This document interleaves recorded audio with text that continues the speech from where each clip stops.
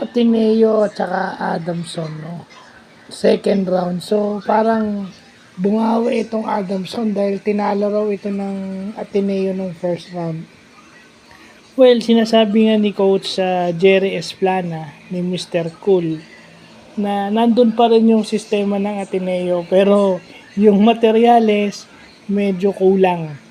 Okay, kumbaga sa bahay, nagme-maintain ka na. Nandun ka na sa maintenance stage kasi gumaraduate na yung mga player na nagpa-champion sa inyo dati. So, parang mini-maintain mo, nagta-transition pa yung team. Totoo yun. Kasi kita nyo, lalo na defensively, wala na yung ng Ateneo. Walang-wala na yung kanilang defensive identity. Sa offense, meron pa. Kasi ang score is 69-55. So 14 points lang, may mga stages na dumidikit sila. May stages na naibababa nila yung lamang into single digit. Pero mahirap dun, wala na silang yung defensive identity na kilala yung Ateneo, especially with Kwame and yung mga dating players pa ang na naglaro doon under Coach Tab Baldwin. Yeah.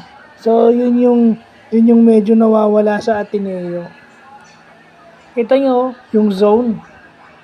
Yung zone, walang makapag-rotate, puro outside shots.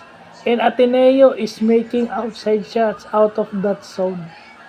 Kasi walang choice ang Ateneo kung hindi mag-zone because of their lack of height. With their lack of height, kailangan ka talagang mag-zone. At ano ang naibibigay ng zone sa'yo? You open yung outside shots. At hindi lang yun, pag pumunta sa poste yun, Cedric Manzano can have a field day 1-on-1. And pag dinoble team mo naman si Cedric Manzano, yung kick out options mo, ball swing. Tatamaan ka ng 3, tatamaan ka ng floater, yung attack in the middle dahil long close out. So yun yung mga fundamentals ng basketball na nakita natin sa game na to. And Adamson capitalizes on that.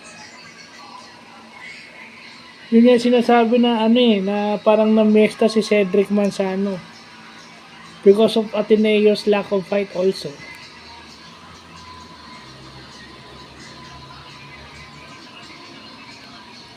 Kasi anong magagawa mo para mapigil mo si Manzano sa loob? Do-double team ka. Yun ang papatay sa iyo. Kumbaga, nag-adjust ka, may counter yung kalaban. At yun na nga, yung reads. Yung sinasabi yung reads nung player ng Adamson doon sa ginagawa ng Ateneo. Saka nakita in that game nakita ko si Jared Bahay, kahit highlights lang yung pinanood ko. Nakita ko si Jared Bahay roaming around.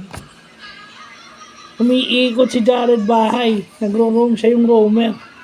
At minsan, pag roamer, nakakalimutan mo yung open shooter. Dahil kakaikot mo, may nakakaligtaan kang open shooter.